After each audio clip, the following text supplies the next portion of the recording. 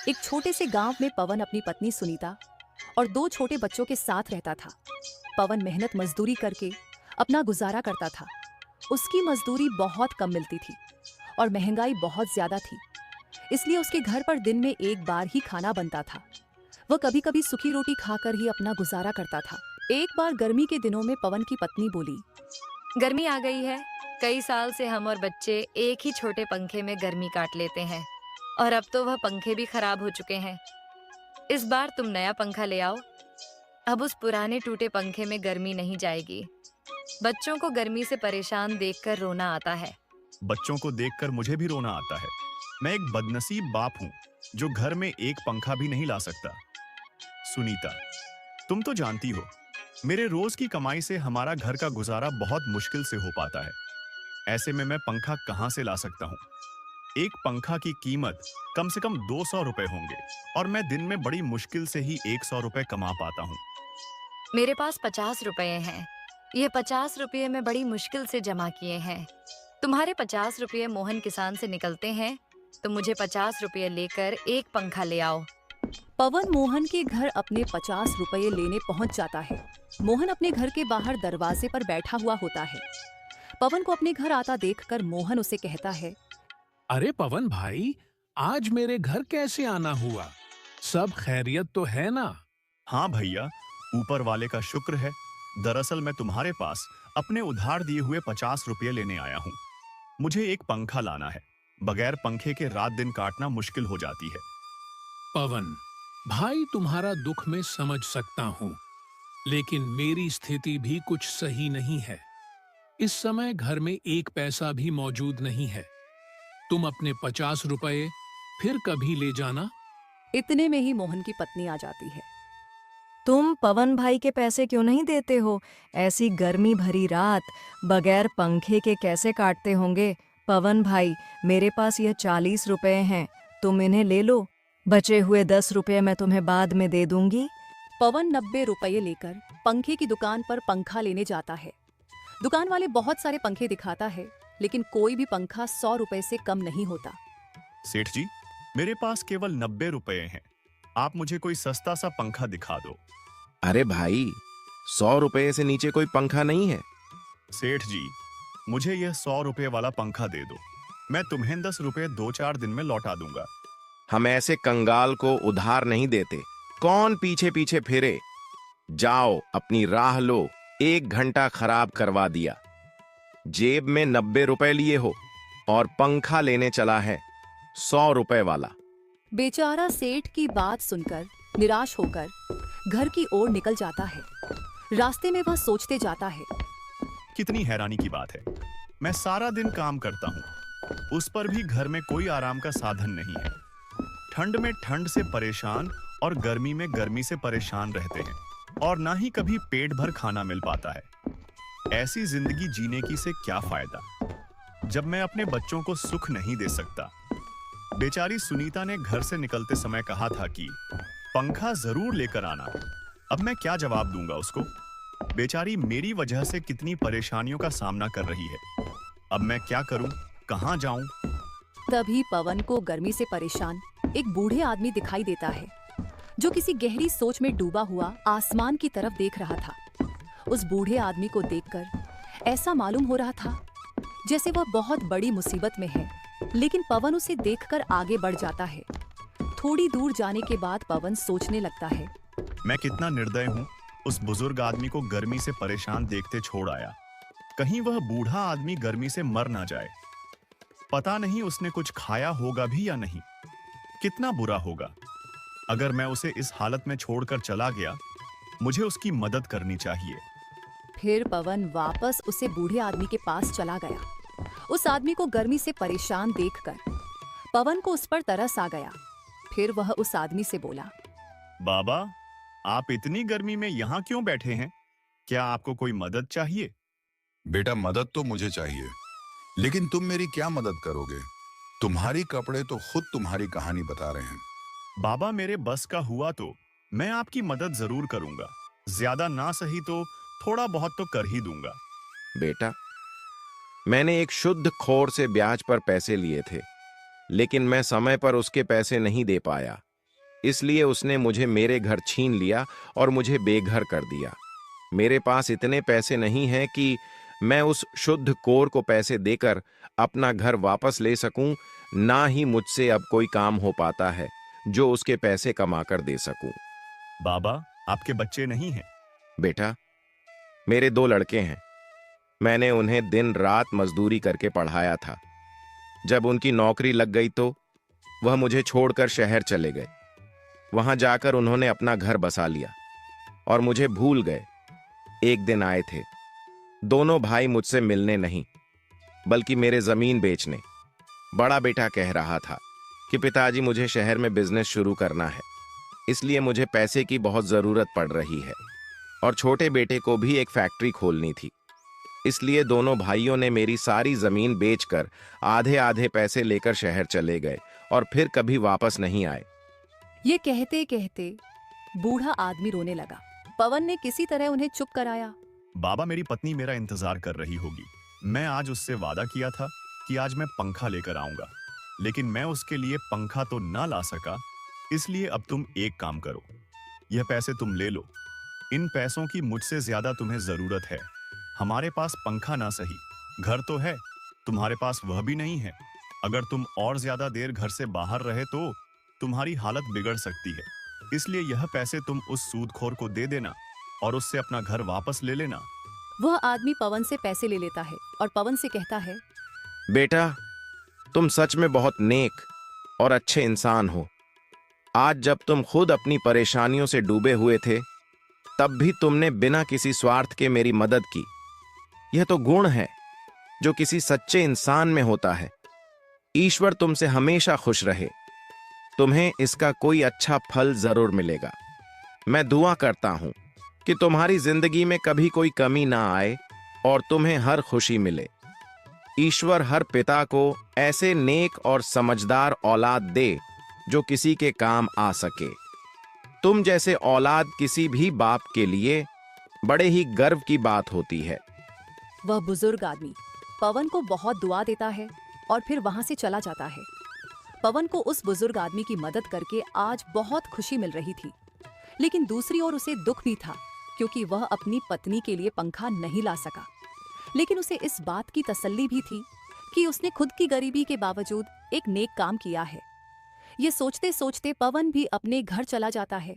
जैसे ही उसकी पत्नी पवन को देखती है तो वह उससे कहती है, मैं कब से तुम्हारा इंतजार कर रही थी। तुम्हारा राह देखते देखते मेरी आंखें दुख गईं। दिल में अजीब अजीब ख्याल आ रहे थे कि कहीं कोई अनहोनी ना हो गई हो। जरा जरा सी बातों की चिंता करने लगती हो। अरे, जब आदमी घर से बाहर होता है तो समय लग ही जाता है। मैं मोहन के पास गया था पैसे लेने, लेकिन उसने पैसे देने से इनकार कर दिया। पर उसकी पत्नी ने हमारी मजबूरी देखकर 40 रुपए दे दिए थे। क्या बस 40 रुपए ही दिए? तुम पूरे 50 रुपए लेकर क्यों नहीं आए?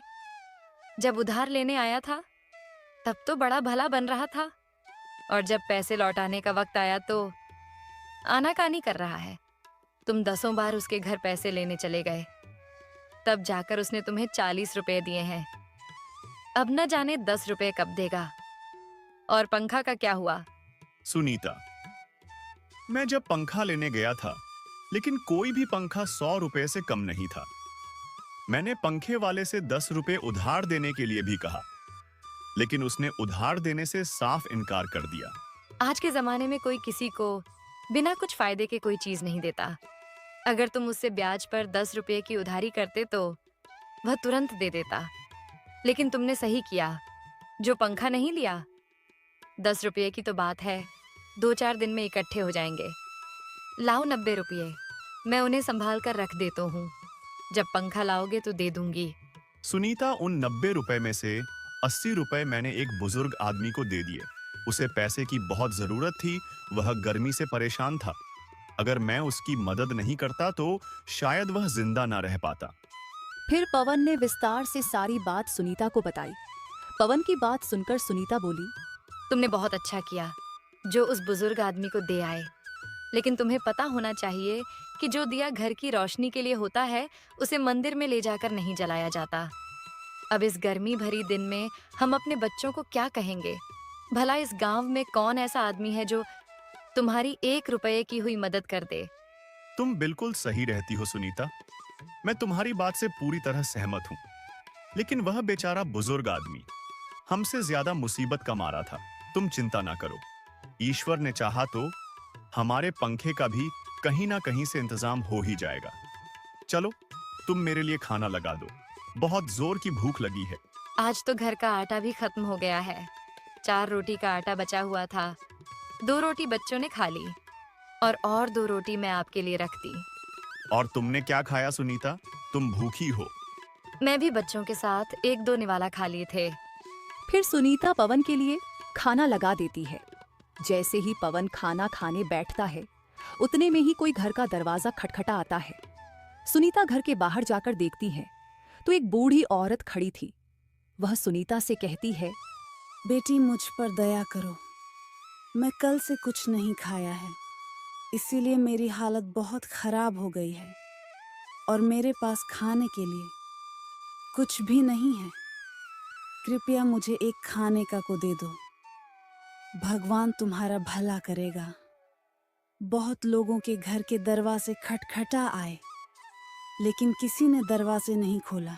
माँ जी, इस वक्त तो हमारे घर में कुछ भी नहीं है जिससे मैं आपको खाने को दे सकूं, और ना ही राशन है जो मैं आपको बनाकर कुछ दे सकूं। सुनीता की बात सुनकर बुजुर्ग महिला की उम्मीद टूट जाती है। उतने में ही पवन आ जाता है। वह बुजुर्ग महिला से कहता है, माता जी आप अंदर आ जाइए, ज्यादा देर घर से बाहर रहना सही नहीं है। गर्मी बहुत ज्यादा पड़ रहा है, आप बीमार हो सकती हो। पवन उस बुजुर्ग औरत को घर के अंदर ले आता है और फिर सुनीता से कहता है, सुनीता, मेरे लिए तुमने जो 2 रोटी बचाकर रखी थी, वह रोटी माता जी को दे दो। फिर सुनीता रोटी बुजुर्ग औरत को दे देती है। बूढ़ी औरत बहुत भूखी थी, इसलिए उसने वह रोटी तुरंत खा ली। आप लोगों ने इस बुरे वक्त में मेरी सहायता की है।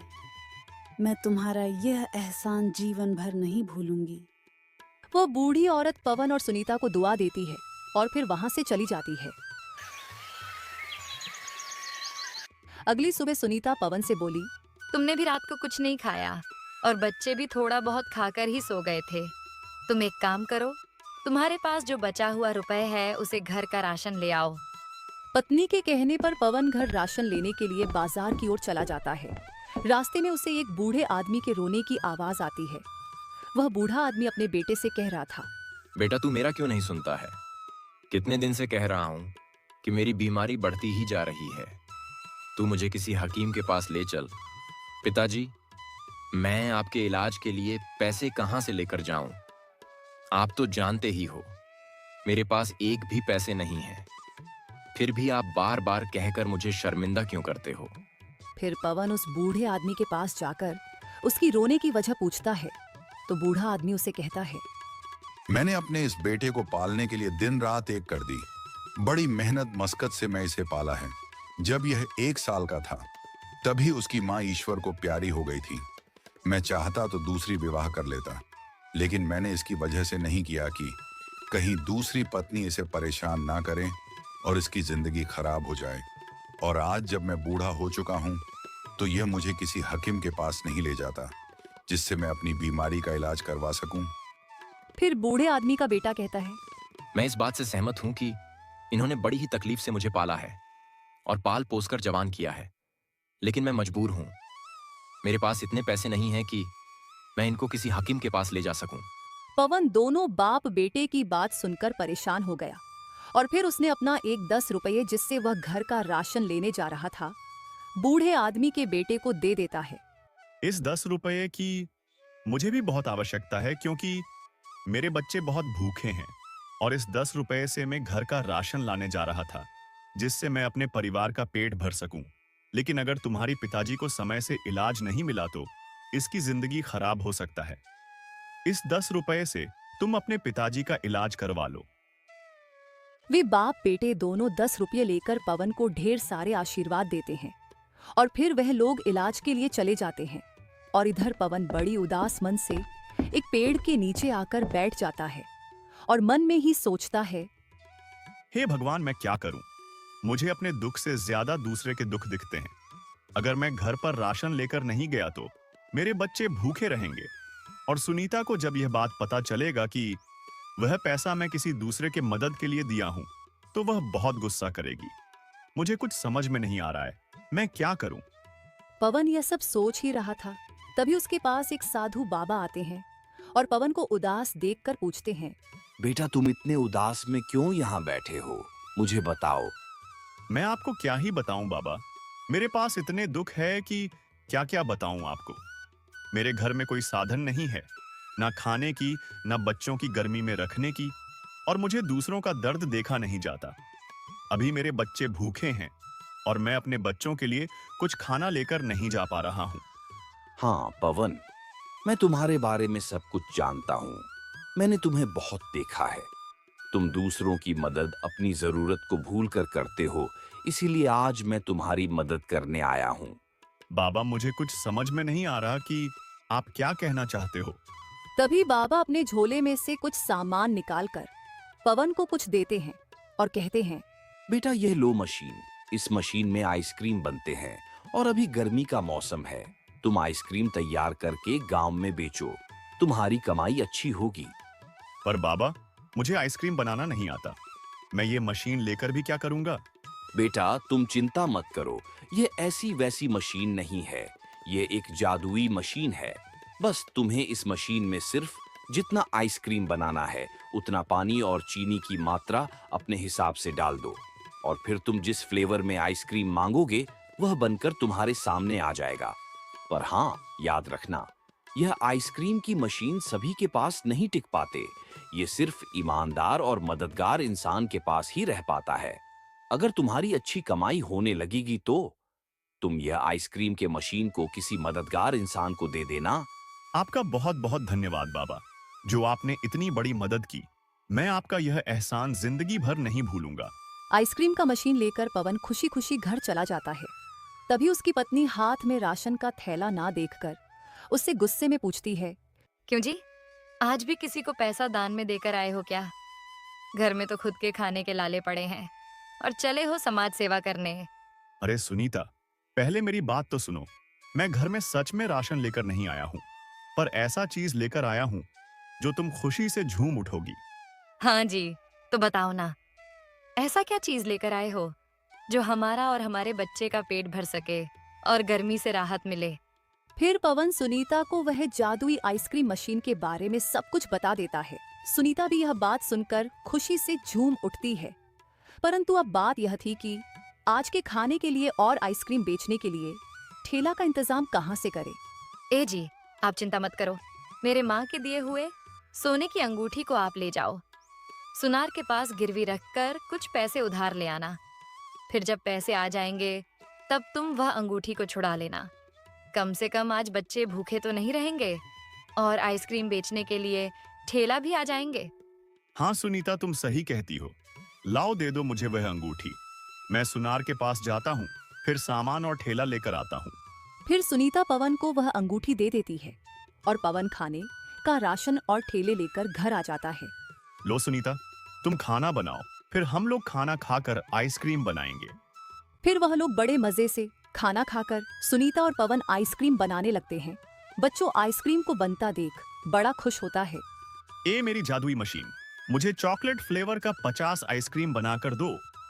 यह बोलते ही जादुई मशीन से एक चमक सी निकलती है और उसमें से 50 चॉकलेट फ्लेवर की आइसक्रीम बनकर आ जाती है। यह देखकर बच्चे मानो उनकी खुशी आसमान तक पहुंच गई हो। फिर बच्चों ने एक एक आइसक्रीम को खाया और बड़े मजे लिए। फिर रमेश आइसक्रीम को ठेले में लेकर गांव की ओर आइसक्रीम बेचने चला जाता है। आइसक्रीम ले लो आइसक्रीम, एक बार खाओगे तो बार बार मांगोगे। ये आइसक्रीम जो एक बार छक ले वो दुनिया की सारी टेंशन भूल जाए। खाओगे तो जानोगे। ऐसे बोलते ही गांव वालों की भीड़ रमेश के पास आकर लग जाती है। बच्चे बूढ़े जवान सभी कोई रमेश से आइसक्रीम खरीदने लगते हैं। अरे वाह रमेश, आइसक्रीम खाकर तो मजा ही आ गया। इतनी स्वादिष्ट आइसक्रीम तो मैंने आज तक कभी नहीं खाई। हाँ रमेश भाई, तुम्हारी आइसक्रीम तो और सभी आइसक्रीम वालों से अलग है। ऐसा लगता है कि खाता ही रहूं। मुझे 2 आइसक्रीम और दे देना, मैं अपने बच्चों के लिए ले जाऊंगा। इस तरह से करके पवन की सारी आइसक्रीम बिक जाती है और उसकी अच्छी कमाई होने लगती है। पवन की अच्छी कमाई को देखकर पवन का पड़ोसी मोहन बहुत ही जलने लगता है। एक दिन पवन का पड़ोसी मोहन उससे पूछता है, अरे पवन, तू सच सच बता, तू आइसक्रीम में ऐसा क्या मिलाता है कि तुम्हारी आइसक्रीम गांव में आते के साथ सारे खत्म हो जाते हैं। मैं और भी आइसक्रीम वालों को देखा है, मगर तुम्हारी जितनी बिकती है उन लोगों की नहीं, और तूने तो पहले दिनों में ही इतनी जल्दी तरक्की कर गया। जहां तक मैं जानता हूं, व्यापार जमने में टाइम लगता है, मगर तुम्हारी व्यापार तो पहले दिन से ही चलने लगा। ऐसा कुछ नहीं है मोहन भाई, सभी आइसक्रीम वाले गांव में प्लेन आइसक्रीम लेकर आते हैं और मैं चॉकलेट आइसक्रीम लेकर आता हूँ। शायद इसकी वजह से हो सकता है। ये कहकर पवन आइसक्रीम बेचने चला जाता है, मगर यह बात मोहन को कुछ अटपटा सा लगता है। वह मन ही मन सोचता है, दाल में कुछ जरूर काला है। यह पवन बहुत तेज में से है। गांव में तो और भी लोग चॉकलेट आइसक्रीम लेकर आते हैं, पर इसकी जैसी तो नहीं बिकती। मुझे इसका पता लगाकर ही रहना होगा कि आखिरकार यह चॉकलेट आइसक्रीम में क्या मिलाता है जो सभी गांव वालों को इतना पसंद आ रहा है। अगर इस तरह से इसकी बिक्री होते रही तो यह मुझसे आगे निकल जाएगा। नहीं, मैं ऐसा होने नहीं दूंगा। फिर मोहन पवन के घर पर छुपकर निगरानी रखने लगता है। जैसे ही पवन आइसक्रीम बेचकर घर जाता है तो अपनी पत्नी से कहता है, लो सुनीता, पैसे को अलमारी में रख दो। कल तुम इस पैसे से बच्चे का फीस और कूलर लेकर आना। गर्मी बहुत ज्यादा हो रही है। अब हमारे दिन भी बदल गए हैं। मैं पहले एक पंखा के लिए तरसती थी, अब हमारे घर में कूलर आने लगे हैं। बस ये सब जादुई मशीन की वजह से हो रही है, वरना हमारी क्या औकात थी कूलर लेने की। आज हमारे पास जादुई मशीन ना होता तो न जाने हम कहाँ होते। पापा पापा, इस जादुई मशीन से मुझे आइसक्रीम मंगा दो ना, मुझे बड़ा खाने का मन कर रहा है। हाँ जी, मुझे भी आइसक्रीम खाने का बड़ा मन कर रहा है। मेरे लिए भी जादुई मशीन से मांग लीजिएगा। फिर पवन जादुई मशीन से आइसक्रीम मांग लेता है और मशीन से आइसक्रीम बाहर निकल आता है। यह सब खड़ा होकर मोहन छुपकर देख रहा था। अच्छा, तो ये जादुई मशीन का कमाल है। इसी की वजह से पवन की आइसक्रीम गांव वालों को बहुत पसंद आ रही है। अगर यह मशीन मेरे पास आ जाए तो मैं भी आइसक्रीम बेचकर बहुत पैसे वाला बन जाऊंगा। ये सोचते सोचते मोहन अपने घर की ओर चल देता है। फिर वह रात होने का इंतजार करता है। जब रात हो जाती है और सभी कोई सो जाते हैं तो मोहन पवन के घर चुपके से जाता है और वह जादू मशीन को अपने घर ले आता है। और इधर सुबह होते ही पवन और सुनीता आइसक्रीम वाले जादुई मशीन को खोज खोज कर परेशान होते हैं। अरे सुनीता, अच्छे से खोजो, घर में ही होगा। अजी, मैंने सब जगह देखा पर कहीं नहीं मिल रहा है। मोहन आइसक्रीम बनाने की कोशिश कर रहा था। उसने लालच में आकर मशीन में बहुत सारी दुर्लभ सामग्री डाल दी। जैसे ही उसने बोला, ये जादुई मशीन मुझे 50 आइसक्रीम निकाल कर दो, मशीन तेजी से घूमने लगी और अचानक उसमें से ठंडी बर्फीली लपटें निकलने लगी। पूरा परिवार ठंड से जमने लगा और लोग परेशानी में आ गए। अब मोहन समझ गया कि जादुई चीजें बिना ईमानदारी के काम नहीं करती, लेकिन तब तक बहुत देर हो चुकी थी। मशीन बेकाबू हो गई। सभी परिवार बर्फ से जम रहे थे। तभी एक ज्ञानी साधु ने आकर कहा, बेटा, यह जादू तेरे कर्मों का फल है। जब तूने इसे चुराया तब तुझे लगा कि सब कुछ तेरा हो गया, लेकिन जादू हमेशा सच्चे हाथों में फलता फूलता है, बेईमान हाथों में नहीं। मोहन को अपनी गलती समझ में आई। उसने माफी मांगी और मशीन को पवन को लौटाने का फैसला किया। जैसे ही उसने मशीन लौटाई, परिवार वाले बर्फ पिघलने लगे और सब कुछ पहले जैसा हो गया। ये घटना मोहन को जिंदगी भर के लिए सिखा गई कि चोरी का फल कभी मीठा नहीं होता, बल्कि वह खुद के लिए बर्फीली तबाही लेकर आता है।